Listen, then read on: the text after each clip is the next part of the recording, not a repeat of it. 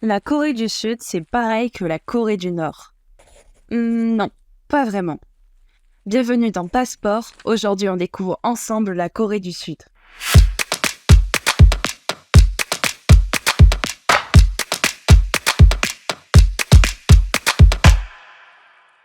La Corée du Sud, qu'on appelle aussi République de Corée, est située à l'est de l'Asie. Elle est voisine avec la Corée du Nord, avec qui elle partage la péninsule coréenne. Et de chaque côté de la mer, elle est voisine avec la Chine et le Japon.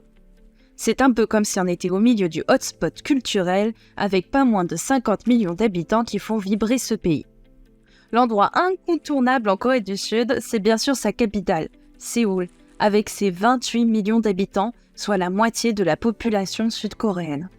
Il faut savoir que la Corée du Sud entre officiellement en scène le 15 août 1948, mais avant ça, elle partageait un même pays avec la Corée du Nord. Remontons encore plus loin, en 2333 avant Jésus-Christ, là où tout a réellement commencé.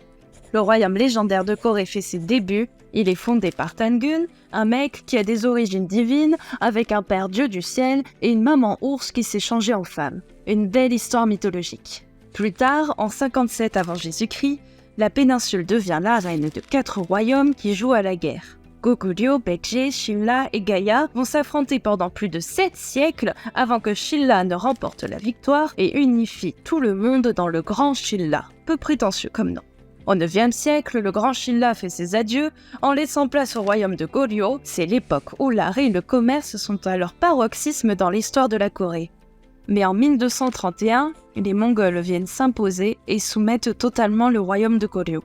Les Mongols finissent par partir après que les Coréens se soient un peu fâchés et le royaume de Goryeo s'éteint en même temps. À la tête d'affiche des héros qui ont permis de libérer le royaume, le général Lee Sang-ye. De cette victoire, il créera la dynastie Joseon en 1392.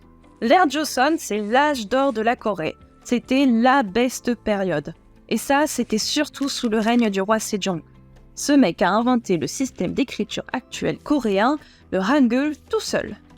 Il a dit bye-bye au hanja, ces caractères chinois beaucoup trop compliqués qui faisaient que la plupart de son peuple était illettré.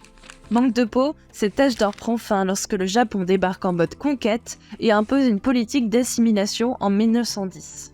Ils vont même créer un slogan, Nanseitai, Japon et Corée, un seul corps.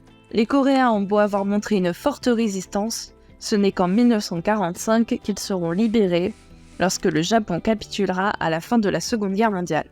On pourrait penser que tout se finit bien, mais la Corée se retrouve à nouveau divisée en deux, coupée par le 38e parallèle. Les Soviétiques squattent le nord et les Américains gardent un œil sur le sud. Et c'est parti pour la guerre froide, qui bloque la réunion des deux morceaux du puzzle.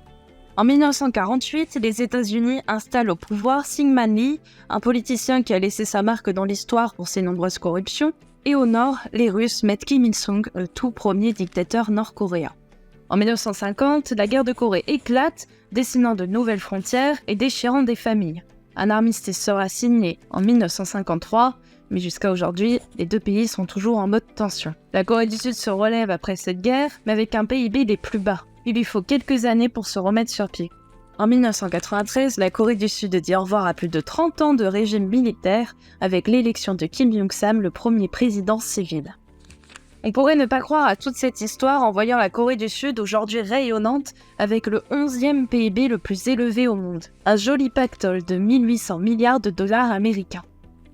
Et si on parlait un peu culture maintenant? On entend souvent que les Coréens mangent tout le temps épicé, comme si chaque repas ressemblait à un cracheur de feu en action. Mais la réalité, c'est que la Corée du Sud est un paradis pour les papilles, pour sa variété et la qualité de sa cuisine. Attention, vous risqueriez de baver. Sur une table coréenne, c'est un festival de saveurs. C'est un plat principal entouré de petits accompagnements qu'on appelle banchan. Le plus populaire des banchan, c'est le kimchi, le chou chinois fermenté et pimenté. Mais il y en a pour tous les goûts, salé, sucré, acide, pimenté, amer. Pour les plats principaux, on peut parler du bibimbap, du samgyeopsal, du dalgalbi, du samgyetang et plus encore. Un seul moyen d'en savoir plus, c'est d'aller goûter toutes ces spécialités. Parlons un peu mode. Que portent les Coréens? Portent-ils des tenues traditionnelles au quotidien? Eh bien non. Mais la Corée du Sud a bien une tenue traditionnelle qui a traversé les âges. Le hanbok. Il est porté pour les grandes occasions comme les fêtes traditionnelles, les mariages, les anniversaires ou encore pour visiter des palais et des temples. Les femmes portent une veste courte appelée jogoli et une jupe qu'on appelle chima. Les hommes, eux, ont une veste qu'on appelle magoja et un pantalon bachi. Une chose qu'on peut entendre souvent quand on parle de la Corée du Sud, c'est que le pays est uniquement connu pour la K-pop. Eh bien, détrompez-vous, la K-pop n'est qu'une infime partie du soft power coréen.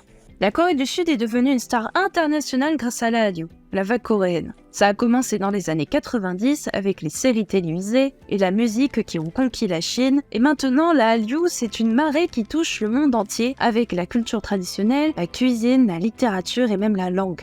Alors bien sûr, ceux qui ont participé à ce tsunami de la culture coréenne sur le monde, on peut nommer des groupes de K-pop comme BTS, Blackpink, on va parler du cinéma coréen, avec des films comme l'oscarisé Parasite par Bong Joon-ho, mais également des séries qui viennent conquérir les plateformes de streaming comme Squid Game, Descendants of the Sun ou encore Boys Over Flower.